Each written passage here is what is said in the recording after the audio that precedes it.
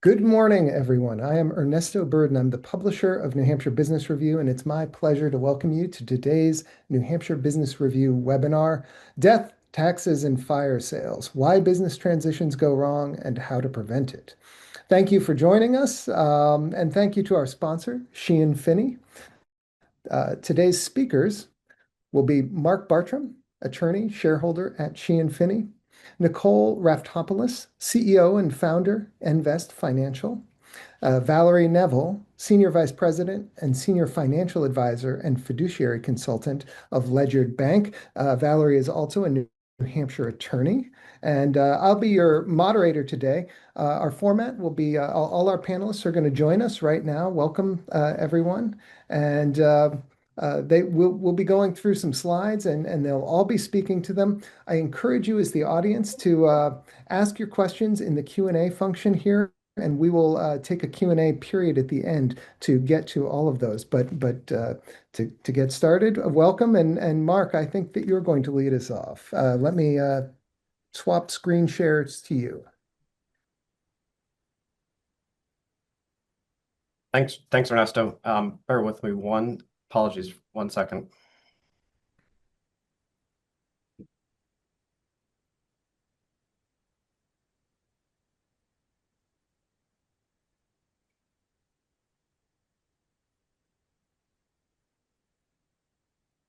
Sorry about that. Thanks. So thanks for joining us. We appreciate making the time to listen in on our discussions on business succession planning. Let's start with a simple but uncomfortable question. What happens to your business if you're suddenly not there to run it? Not after a well-orchestrated 5-year transition plan, not after you've gradually stepped back. I mean, tomorrow, an unexpected medical event occurs, a sudden incapacity, a death that no one saw coming. For most business owners, the honest answer is, I think we're covered. But when we actually stress test the plan, what we find is that the pieces exist, but they don't necessarily operate together cohesively. There may be a will, there's maybe a revocable trust, there may be an operating agreement. There may even be a buy-sell agreement. But the question isn't whether the documents exist. The question is whether they function as an integrated system under stress. For closely held business owners, estate planning isn't a side exercise. It's not something that sits in a binder separate from corporate governance. Estate planning is business succession planning. The ownership structure, the management authority, the liquidity planning, the tax exposure, and the family dynamics really are inseparable. So what Valerie and Nicole and I are going to be doing today is walking through where the value can erode when planning is incomplete, why that erosion happens, and how to prevent it.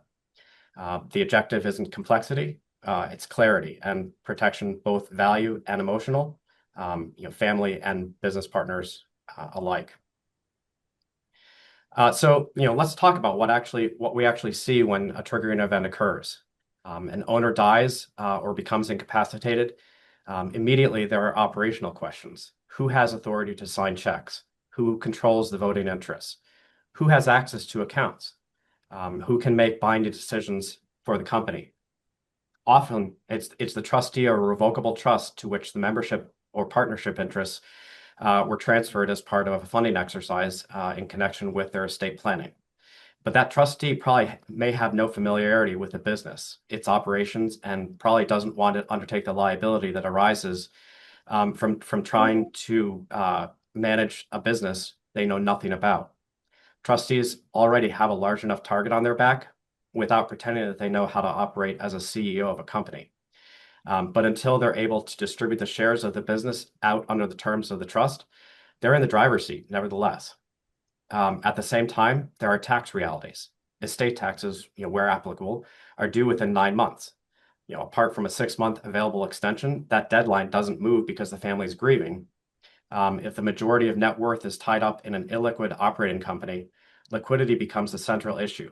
The business may be valuable on paper, but paper value doesn't pay tax liabilities. So that's when the pressure starts to build. The estate needs cash. Surviving partners may not have it. Buyers, if they enter the picture, can sense urgency, and urgency affects valuation. Negotiating leverage disappears and discounts increase. What could have been a strategic transition becomes a reactive liquidation. And layered over all of this is emotion. Family members may not understand the business. Surviving partners may feel defensive. Decision making is compressed into weeks rather than years. So years of disciplined and entrepreneurial growth can unravel in months if succession, liquidity, and tax exposure weren't coordinated in advance. That's the risk framework that we're operating within today. So here's how we're going to approach this. First, we'll examine how coordination failures between advisors can create structural weaknesses. Second, we'll discuss liquidity traps and why successful businesses can become financial liabilities overnight. Third, we'll analyze buy-sell agreements, not in theory, but in practice, and why so many fail when they're actually needed. Fourth, we'll walk through proactive strategies, including estate freezes and pre-transaction planning that can preserve value before a liquidity event. Finally, we'll discuss what needs to happen before entering into a binding sale agreement, because once that happens, flexibility narrows, and it can narrow dramatically. Everything today ties back to preserving enterprise value and family stability under stress. But let's take a quick few moments to level set what is involved in basic estate planning before we dive further into the more complex business succession planning. Every individual needs the basic testamentary and incapacity documents. I'm going to turn it over to Valerie to discuss that. Thank you, Mark. So I can't stress enough the importance of having your estate plan done. Business owners are very busy by definition, and oftentimes they do not take the time to plan their personal lives. And having a will, a revocable trust, a durable power of attorney, and a healthcare power of attorney are critical. And they're critical in the success in the transfer of your business at your death or incapacity. So with a revocable trust, and hopefully most of you have set up them, you can actually transfer 15 million to the next generation, estate tax free. And you want to be able to do that because the estate tax is 40%. So you lose 40% of the value of everything you've built. If you're married, your wife or husband can also have a revocable trust, and between the two of you, you can transfer 30 million to the next generation. One thing that's really important also is having a durable power of attorney. A durable power of attorney will cover assets not in your trust, um, in terms of managing those. And it's important to consider who you're going to be naming for these documents. I also want to emphasize having a healthcare power. While not directly related, it is really important these days with the HIPAA requirements because the doctors do not release any information about you without that healthcare power signed. So if you're a business owner, for example, and something happens, not only can't your family get information, but the other business owners don't have any information on how you're doing because your family members can't even communicate that information. I also want to stress that the trust can also controls the ownership at your death, and oftentimes there is language in there about the management of your business at death. Your typically your legal documents, your partnership agreements, etc., will control these things. So it's really important that they're well coordinated with whatever is put in your trust. And this coordination is what we really want to focus on today because without proper coordination, things can go wrong and do go wrong. Um, so your advisors must align early, and the estate documents must match the governing immediates. You want to plan for liquidity, and you don't want to be in a reactive situation. Um, you want to have your estate planning attorney who is drafting your wills and trusts be coordinating with your corporate attorney and looking at your operating agreement and shareholders agreements. Your financial advisor is critical both in helping you with the insurance, but also in the overall planning. How much money are you going to need if you should pass away or be incapacitated? You want to know that so you know how much insurance you're going to need. Your bankers can help structuring credit facilities. And this all should be coordinated. And I want to point out that it rarely is. So this is important. And if you have those documents all done and in place, it is really important to have an overall review of them. Misalignment is often not discovered until there's a triggering event like the incapacity or the death. Um, and the estate planning documents um, might not coordinate and or governing instruments might completely conflict. And when that happens, you're really left with no choice but to go to court to get this resolved. And that has time and delay, which can then impact your obligations to your family, your obligations to pay your taxes, and your obligations to your partners, your employees, and it can be one great big mess. So hopefully you take the time to take care of these things. Within the plans, you're also going to want to look at the valuation mechanisms to make sure that they really reflect um, what is the economic reality. And you want to make sure you're going to have the liquidity in place to meet those obligations, whether it's through insurance or other means, and you want to verify that it is in place. Yeah, thank. And Valerie, if I could ask a question, you emphasized here that estate documents must match governing agreements, and I imagine that many folks think I've got these estate documents, I've got my governing agreement, I'm done. But the point that you made is that if these two things don't harmonize perfectly, they might contradict each other in what they're asking people to do. And I'm yeah, wondering, how often would that be likely to happen? Is that almost 100% of the time if you haven't consciously harmonized them? well, not necessarily. What I tend to see in governing instruments is they put together who is going to control the business. The trust, if the trust owns the business, the trustee is technically the legal owner.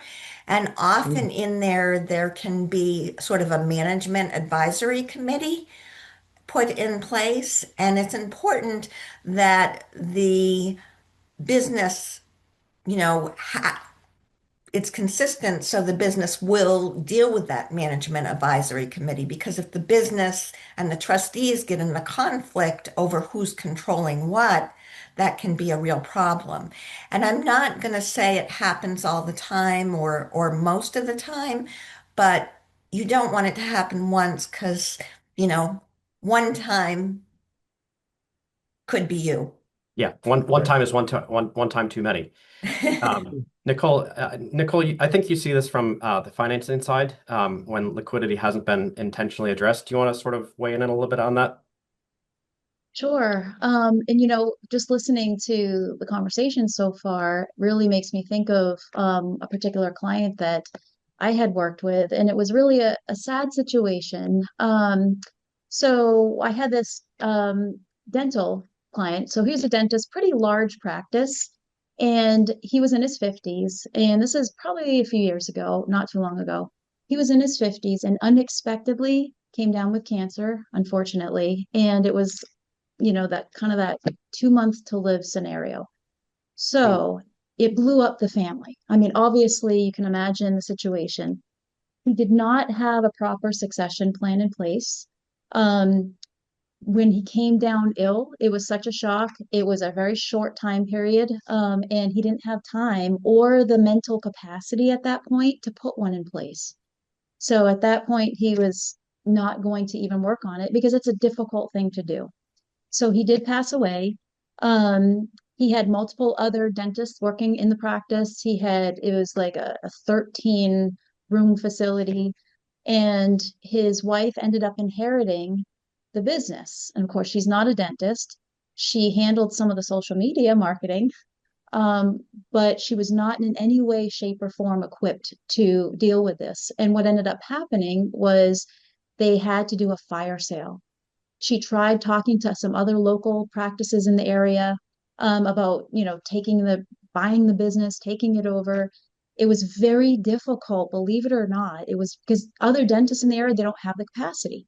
There's not enough dentists out there. We all know that they're struggling, trying to get these college graduates to come in to that industry. So she had a really difficult time. So it didn't sell for about a year. And of course, at that point, about a third of the patients had left. And so the shareholder value has now scrunched down. So she finally did find another buyer to come in. She did sell it at a fire sale. She paid maximum capital gains, though, with it. And so what she netted out was much less than what anyone would have ever wanted or anticipated. And so, what can you do to prevent that scenario? And I think that's, obviously a big point we're trying to hit home today is work on this, create the plan. Earlier is better than later. Don't push it off. I mean, we're all super busy people, but this has got to be right on the top of your priority list. And we're not saying all these things to scare you, but we're telling you what realities are there. So, what is one of the things that you can do? You can create a buy-sell agreement. Many of you may know about the buy-sell agreements. Maybe you may have them already. But it's surprising to me how many business owners don't have a buy-sell agreement in place. And maybe it's because you think, oh, well, my family's just going to take it over. Or I don't really know who I could do a buy-sell agreement with. So, of course, every step along the way, there's going to be little hurdles that you have to get over, but you work through them with that financial team. So you have your, as we mentioned, you have your attorneys, your financial advisor, your bankers, and you're working together to overcome those hurdles. So don't let them be stumbling blocks and stop you in moving forward in this process. So a buy-sell agreement is essentially it's a legally binding contract between business owners or a business owner and a successor on how that business owner's share will be reassigned when they pass, or if they became disabled, or if they retire, or decide to leave the company if it's a partnership. It ensures business continuity by predetermining who can buy the departing owner's interest. So it sets a valuation formula, and it helps to prevent the unwanted outcomes of the one that I had just mentioned to you.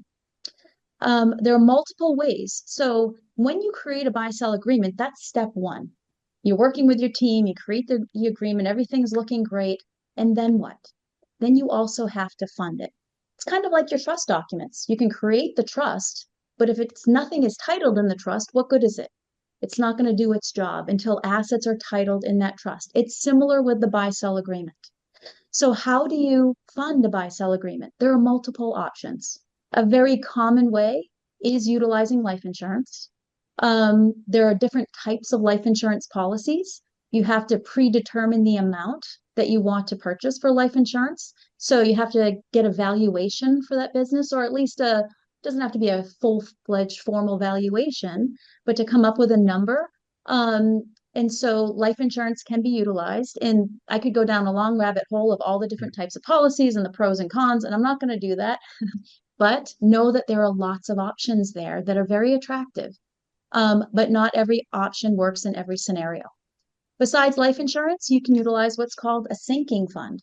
A sinking fund is where you just put money aside, essentially just for this potential future scenario. I don't see a lot of businesses using this option often, but it is. If you're just consciously saying, hey, I want to retire in 5 years, or I want to sell my business, in 5 or 10 years, I am going to try to get some funding set aside for that. Another option, of course, is a buyer can go to a bank and get a traditional loan. But there's, pros and cons to that, and they need to be able to get financing. Is there enough cash flow?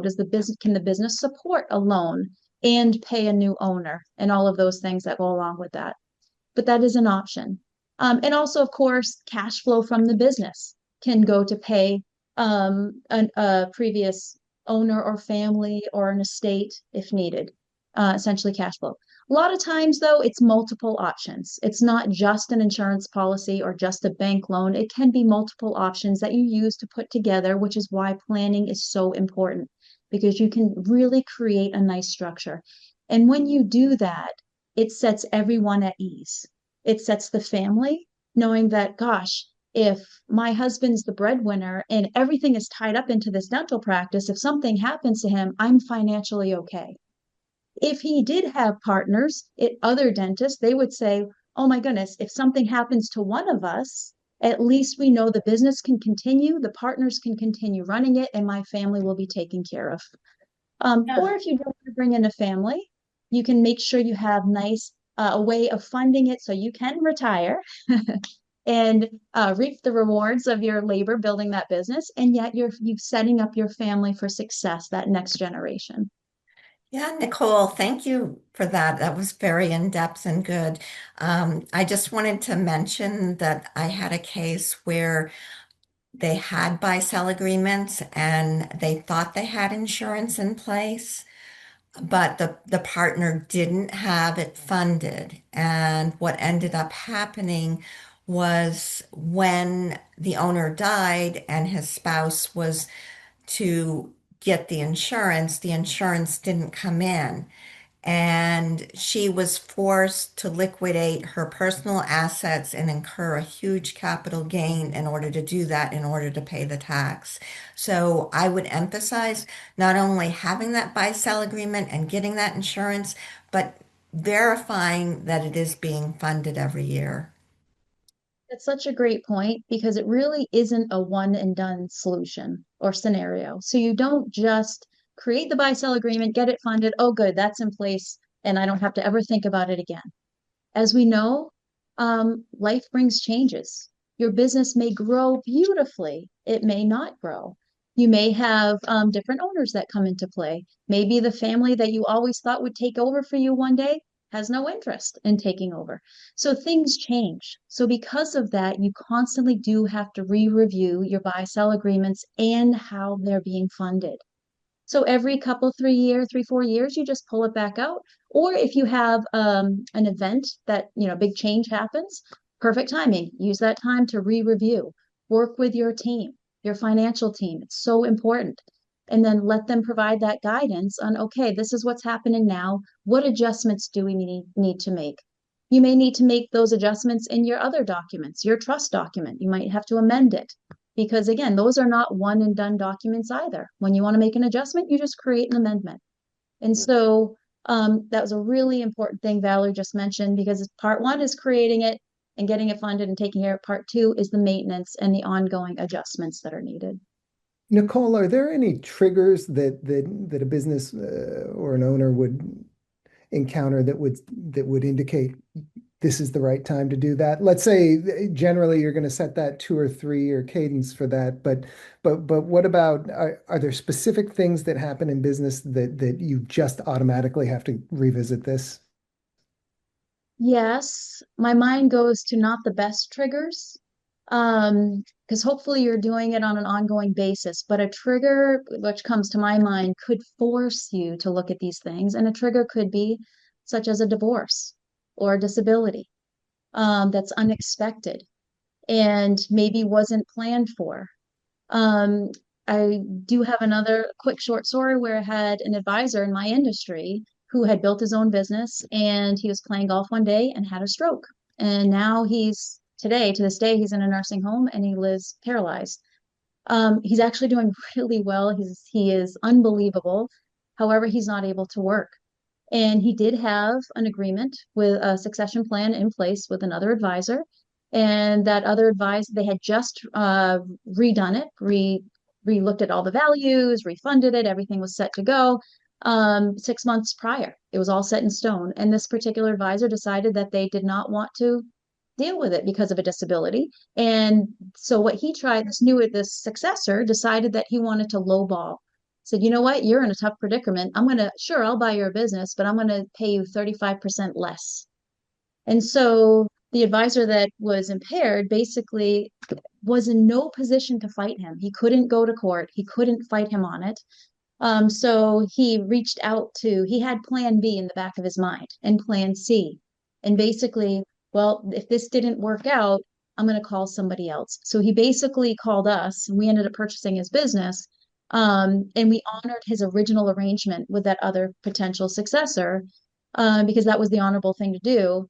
And that's what he needed, in all honesty, which is where the financial planning piece comes into the whole mix. He needed those funds to be able to pay for his care. So having even if you do have that plan in place, keeping, your eye on monitoring it, making sure that you do, watching out for those potential triggers that can happen, and always in the back of your mind, have a plan B. We do that in business every day. We have to make different decisions. Plan B, oh, this happened. Okay, we got to figure out another road. It's no different with your succession. Thanks, Nicole. Yeah, so let's sort of turn the focus over to how we can be proactive.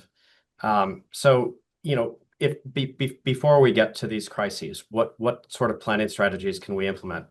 And so some of those include estate freezes strategies, which are designed to cap the value of assets included in the taxable estate, while shifting future appreciation outside of the estate.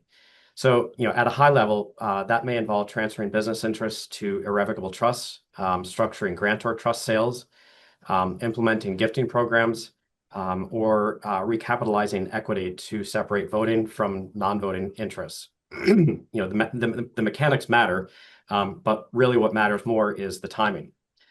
These strategies are most effective before a liquidity event becomes imminent. If valuation is expected to increase significantly due to growth or an anticipated sale, freezing the value before that increase can produce substantial long-term transfer tax efficiencies. Once there's a binding agreement to sell, the planning options really narrow. Certain strategies may no longer be available or may create adverse tax consequences if implemented too late.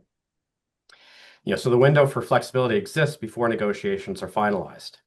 But as we've mentioned, there's also a behavioral element here. Owners are often reluctant to transfer equity before a sale because they want certainty. And ironically, waiting for that certainty often eliminates the planning opportunities.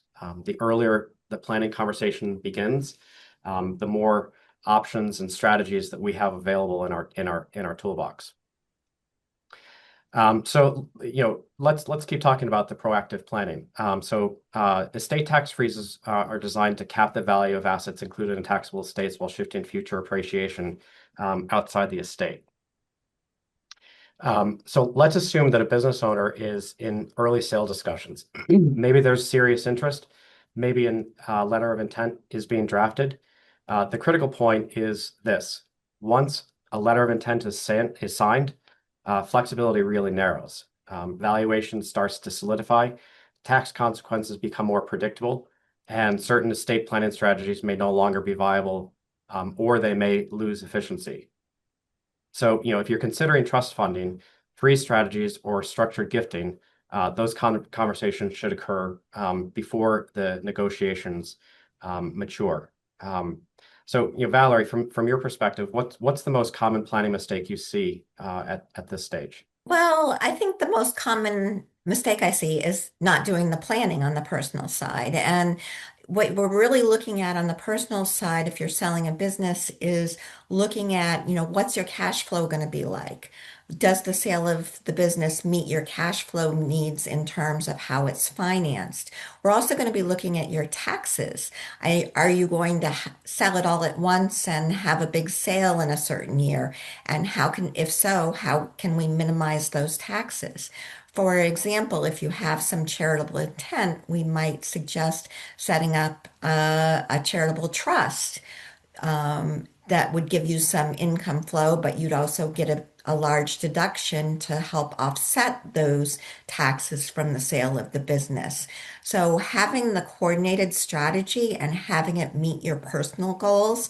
And I think the biggest mistake I see is people not even considering the personal goals, not even considering what's their cash flow going to be like once they no longer have income from the business, and what kind of tax liability are they going to be under. Thanks. And Nicole, do you want to talk about the role of financial institutions? Sure. So I previously mentioned a little bit about how you want to work with your banker. We talked a little bit about the roles of your advisors.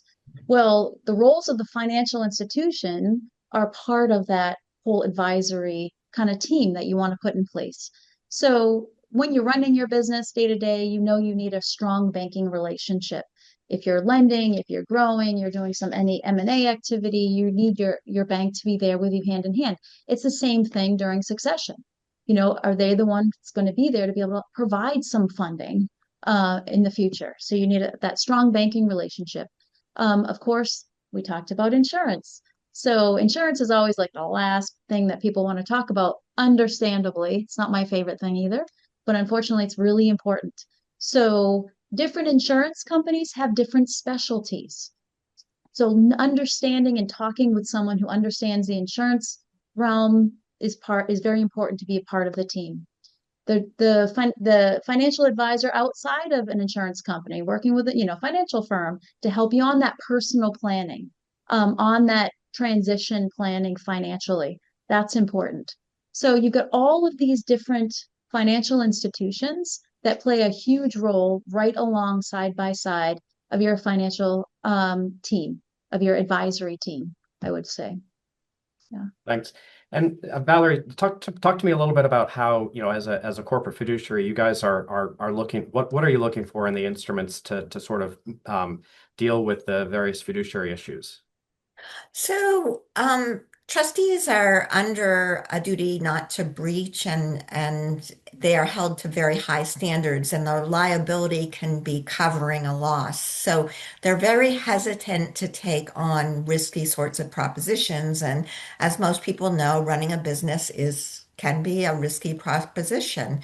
So oftentimes in documents, if there's a business involved, the corporate fiduciary will want to see some exculpatory language, limiting liability and perhaps some indemnification in the event that something comes up. So that's sort of a must. The other thing I sometimes see is typically the trust control the ownership of the business, or the portion that the person owned. But sometimes within the trust, there'll be provisions for the management of the business. As we've talked about previously, you want to make sure these are in congruence with any other documents. But another thing you want to consider is if the trustee or a panel of advisors are going to be managing the business, you want them to be under the business judgment rule, which is basically says that, if you made a business decision, you're not going to be liable if you've made a reasonable business decision. Fiduciaries are under a higher standard, which is why they're hesitant to act. So what you're suggesting is that the documents when you're looking at the documents, you want to see something that allows for retention of assets, even if they're illiquid or concentrated positions held in the trust, and also maybe adjusting the fiduciary standard.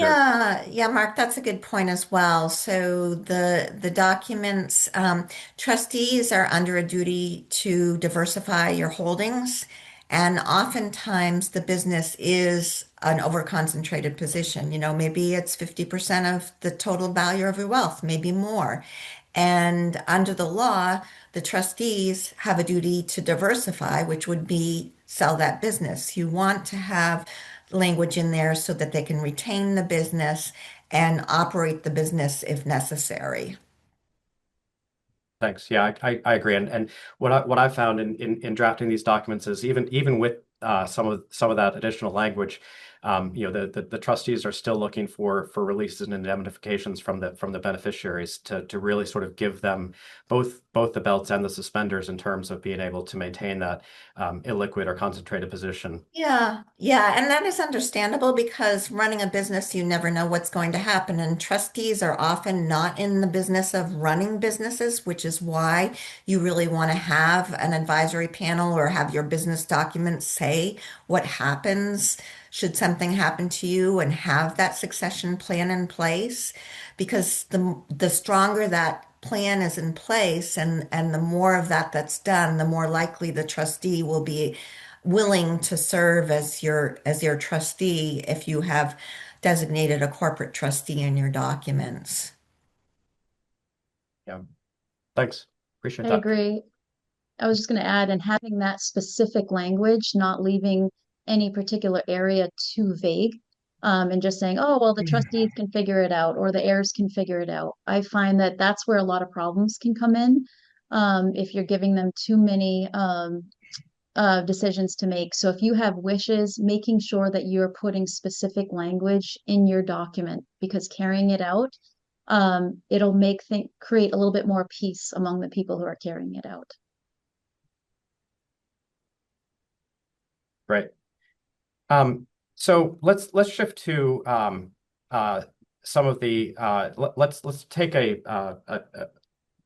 take a look at before you enter a sale agreement.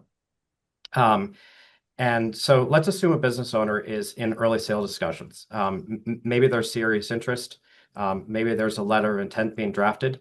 The critical point is this. Again, once a letter of intent is signed, the flexibility narrows. So what else can we look at as we're sort of zeroing in on finalizing the transaction?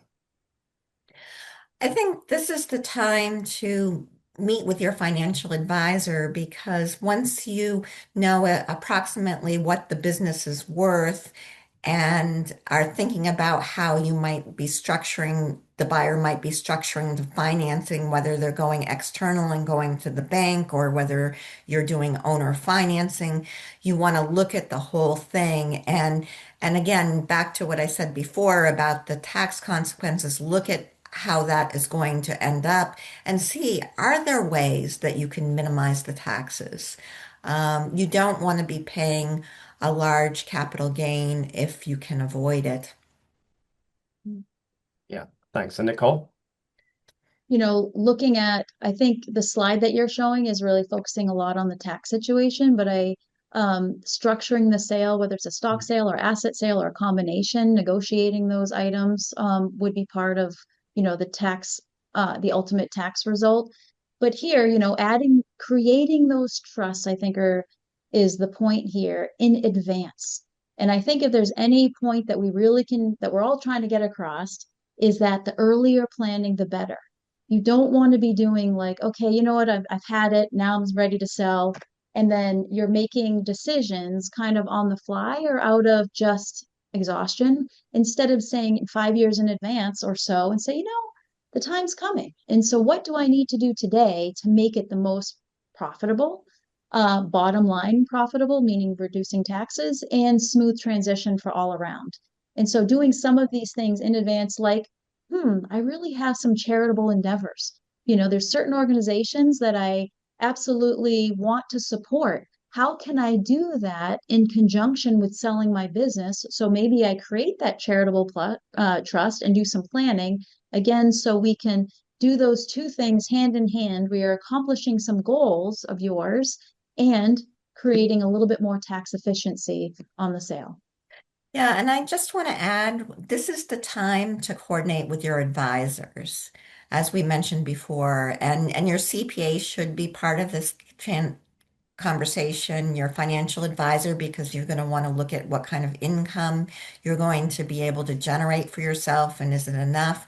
Hopefully you have done the planning in advance and know all of this in advance, but taking that last look before you finally sign the letter of intent is important.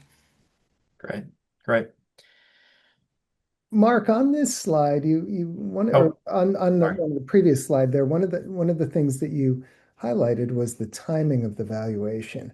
And I wondered, like, what are the levers that a business owner has to control that, and how much of a difference does it make, as they're uh, managing that? Can you expand on that a little bit? So you said that the timing of the valuation. So what are the considerations that are going into that timing um, uh, plan? When are they doing it as opposed to when shouldn't they be doing it to Right. maximize their the value of the business? Yeah, so I mean, I think the point is that you want to have the valuation done so that you sort of know as you're going into the negotiations what your what the business is actually going to be marketable, what price the business is going to be valued at, right? And so it's sort of like you reach out to a valuation business valuation expert and you start having those conversations really before you get to the letter of intent with the purchaser.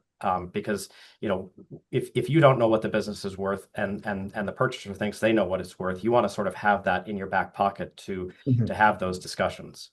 Yeah, and I would like to add to that, you want to do that not just before the letter of intent, but you want to do that 3 to 5 years before you're planning to sell the business because you want to know what your metrics are in the industry and what is going to value your company more. And then you want to work on getting those metrics up. And, it could be something as simple as bringing down your accounts receivable or improving your ROI.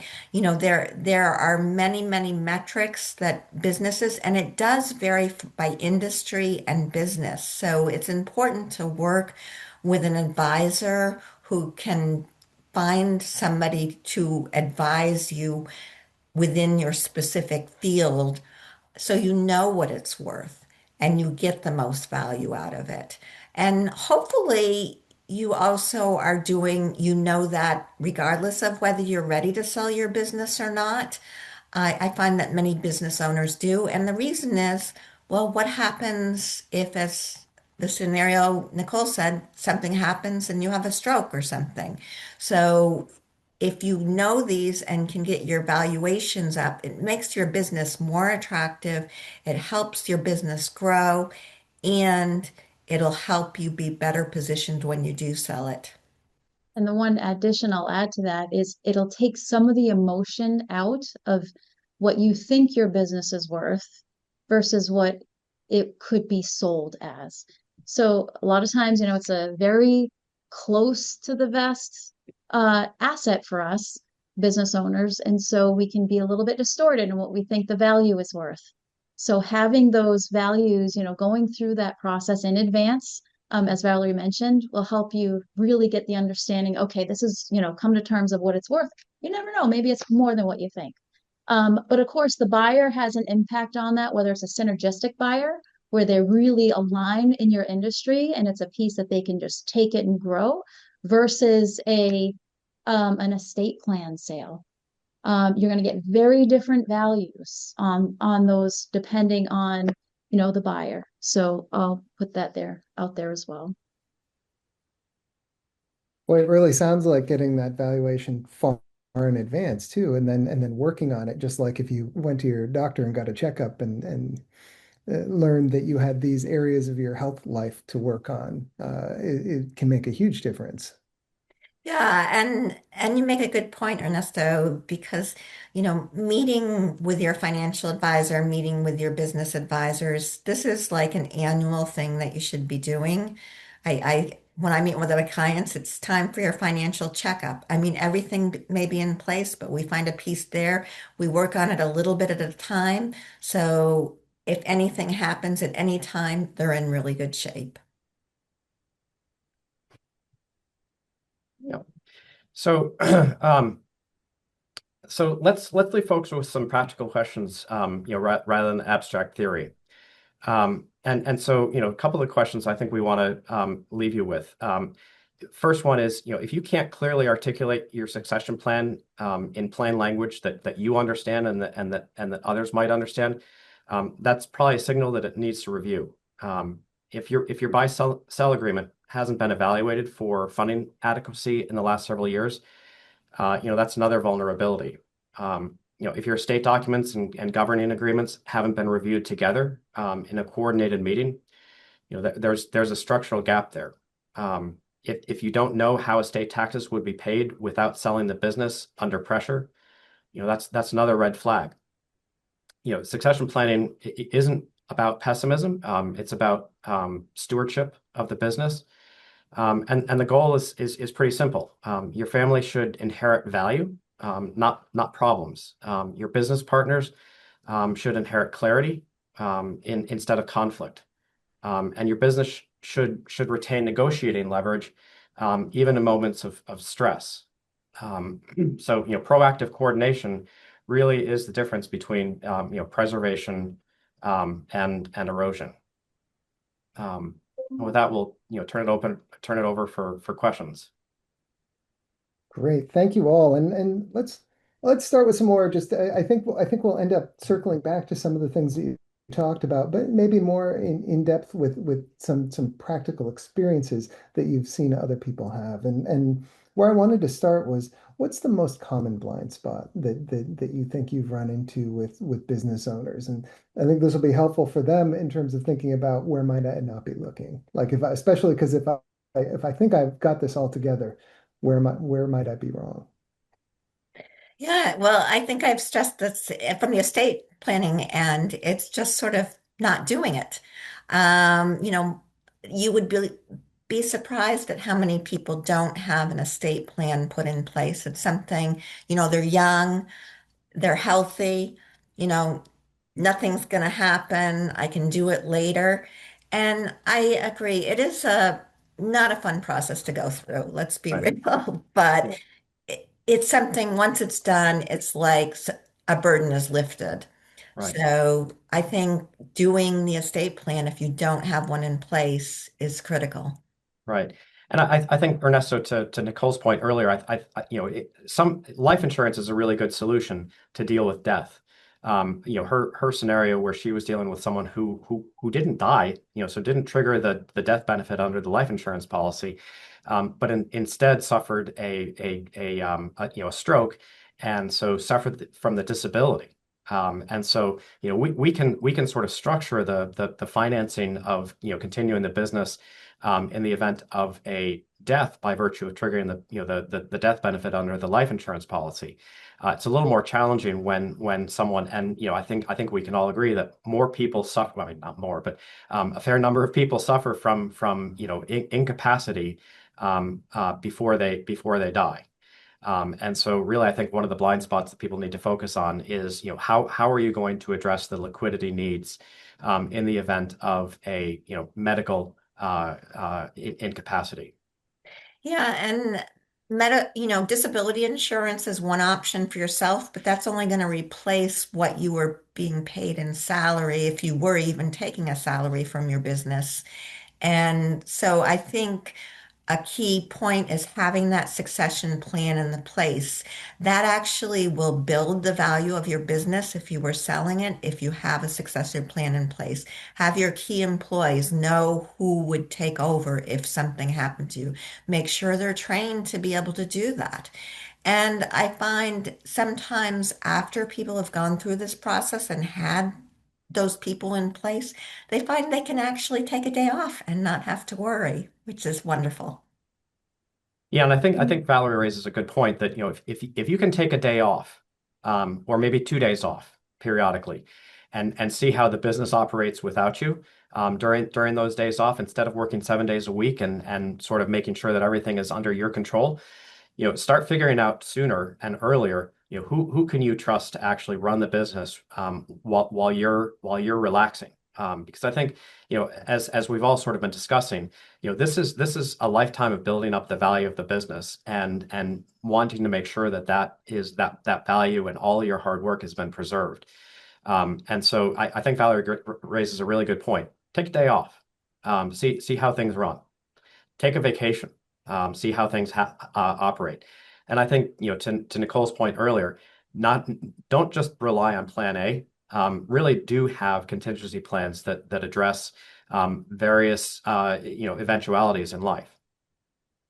The other thing I'll say too is, well, number one, I'm gonna go take my day off now. So bye. No. But I'm like, that sounds really good.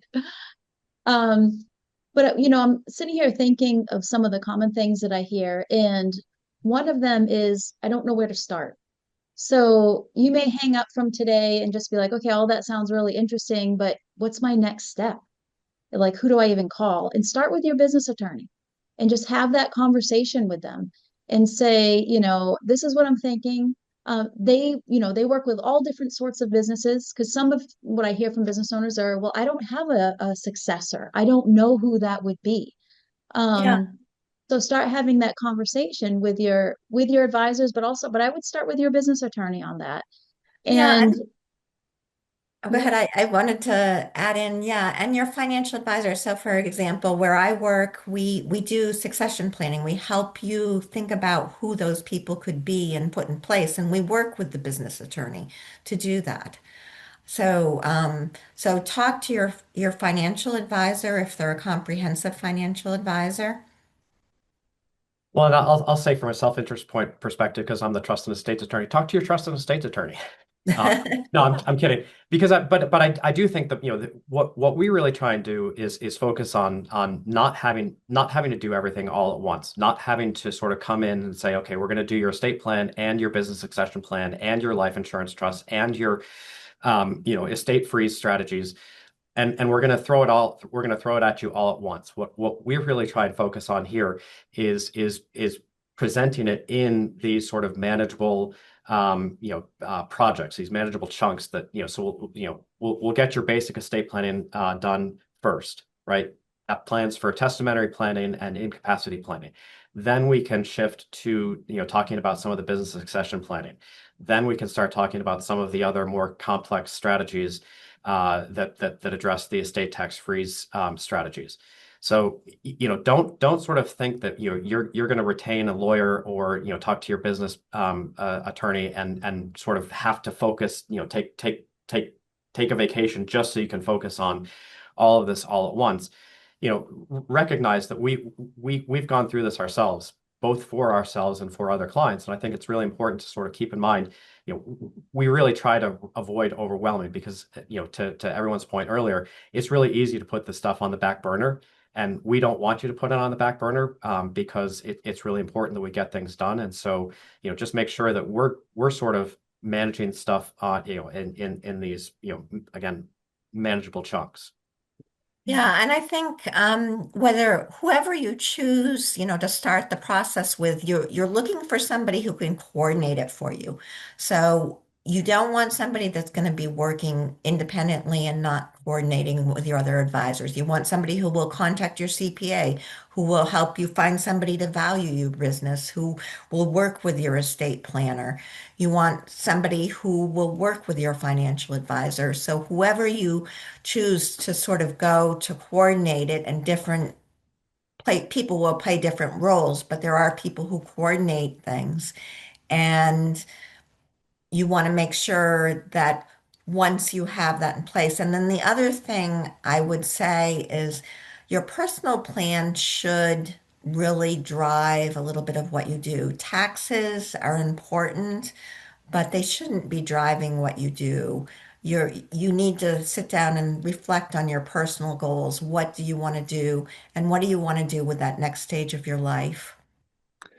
One of the things that you mentioned earlier was that just a moment ago was that as you're doing that transition planning or succession planning, um, is one opportunity there to really test your assumptions about who not only who you think might be the right person, but also whether that person is actually still feeling like the right person, a year into mentoring or training through that succession.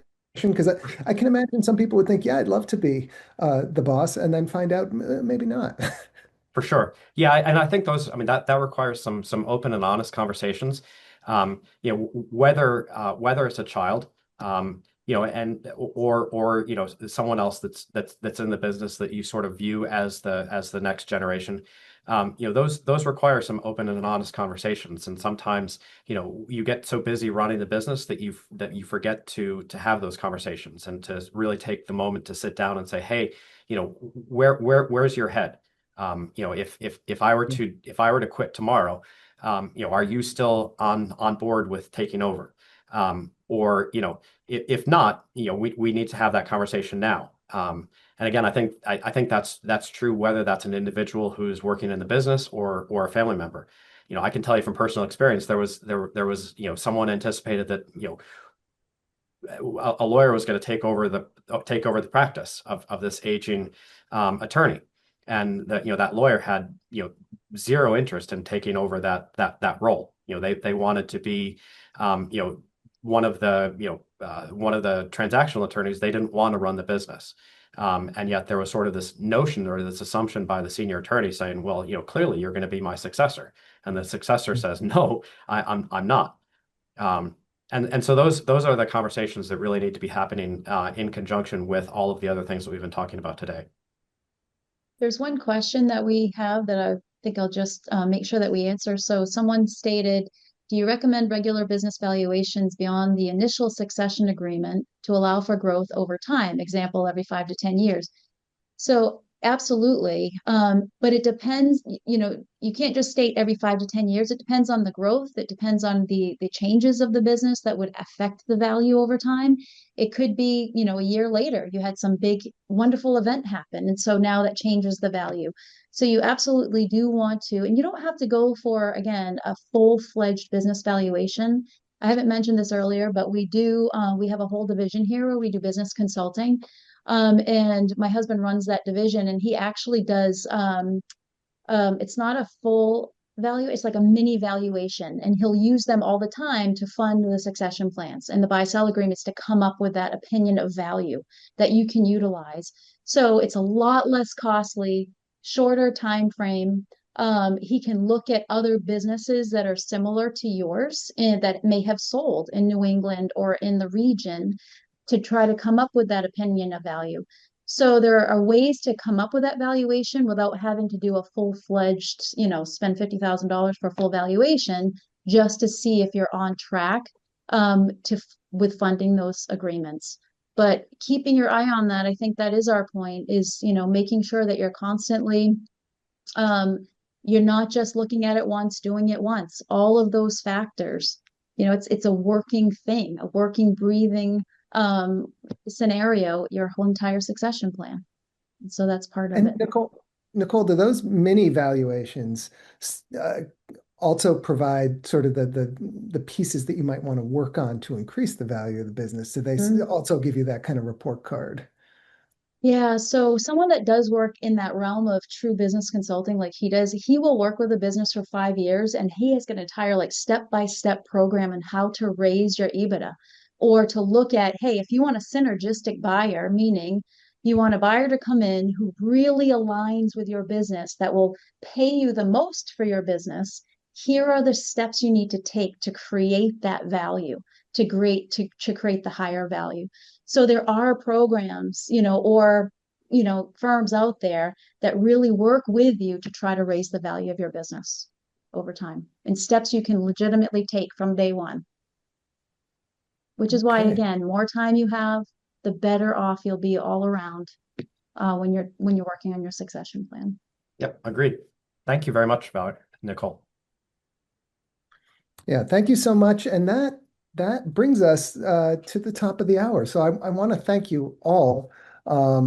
This has been an fascinating conversation. I know I heard one or more of you joke that it can get dry when you're talking about this, but it didn't seem dry at all to me. It seems fairly dramatic and really critical to people's lives, to their businesses, and to what happens after they're not there anymore in terms of their family and their legacy. So super important topic. And Mark, Nicole, Valerie, thank you. Thank you to Chi and Finney for sponsoring today's webinar. And of course, thank you to all of you out there, our New Hampshire Business Review audience. We really appreciate you being here today and being with us in general. I'm Ernesto Burden. Thank you, and wishing you all Absolutely fabulous rest of the day.